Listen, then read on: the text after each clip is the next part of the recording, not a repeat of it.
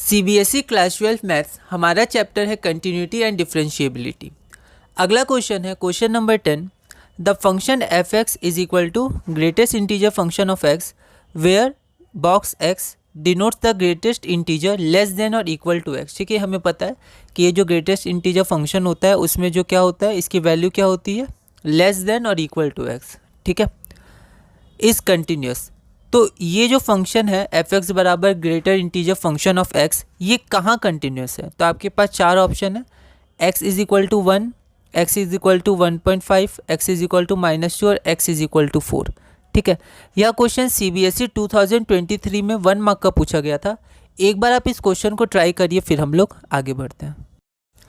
तो यहाँ पर we know that the greatest integer function f x is equal to greatest integer function of x is continuous at all points except at integer point. तो integer points पे ये function continuous नहीं होता है। तो यहाँ पर आप देख सकते हैं x is equal to 1, x is equal to -2 और एक्स इज इक्वल टू 4। ये इंटीजर पॉइंट्स है, तो इस पर ये फंक्शन कंटिन्यूस नहीं होगा। तो आपका आंसर हो जाएगा एक्स इज इक्वल टू 1.5, जो हमारा रिक्वायर्ड आंसर है। अब ऐसा होता क्यों है? तो आप देख सकते हैं कि अगर हम यहाँ पर x इज इक्वल टू 1 लें, ठीक है, तो 1 का तो ग्रेटेस्ट इंटीजर फंक्शन 1 ही होगा।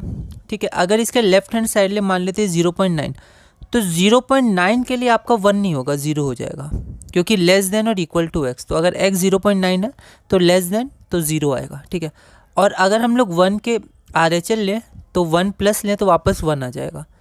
तो f at 1 is equal to 1।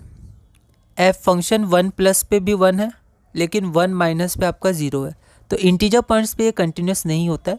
लेकिन जो हमारे डेसिमल पॉइंट है 1.5, इसके left hand side, right hand side और उस पर तीनों पे जो आपकी वैल्यू होगी वो आपकी 1 के बराबर ही होगी। ठीक है, क्योंकि इससे कम ही आएगा तो ग्रेटेस्ट इंटीजर फंक्शन 1 ही रहेगा हमारा। ठीक है, तो ये हमारा क्वेश्चन पूरा हुआ, इसे आप ध्यान रखिएगा, है ना। तो अगली वीडियो में हम क्वेश्चन नंबर 11 करेंगे और इस टॉपिक में धीरे धीरे करके आगे बढ़ेंगे।